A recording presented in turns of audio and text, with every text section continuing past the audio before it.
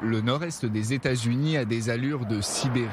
16 millions d'habitants sont plongés dans un froid glacial. Samedi, au sommet du mont Washington, dans le New Hampshire, la température ressentie a atteint un record.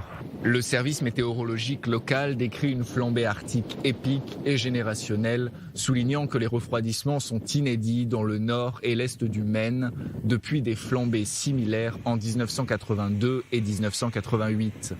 Les habitants du New Hampshire, pourtant habitués à des hivers très froids, décrivent une situation inédite. Il fait plus froid que ces derniers temps. Normalement, à cette époque de l'année, nous avons une baisse pendant une semaine ou deux, mais généralement, il ne fait pas aussi froid. J'ai parlé avec une famille de San Francisco et ils n'avaient aucune idée de ce qu'il fallait faire. Ces températures perturbent le quotidien des Américains qui doivent s'adapter.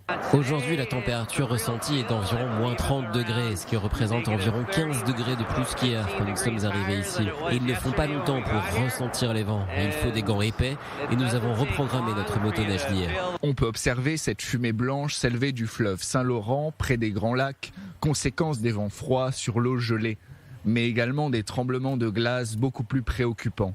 J'ai entendu les branches des arbres se briser. On ne sait pas si c'était sur le toit ou juste dans la cour. C'est très éprouvant pour les nerfs. Les autorités concernées suivent la situation de près.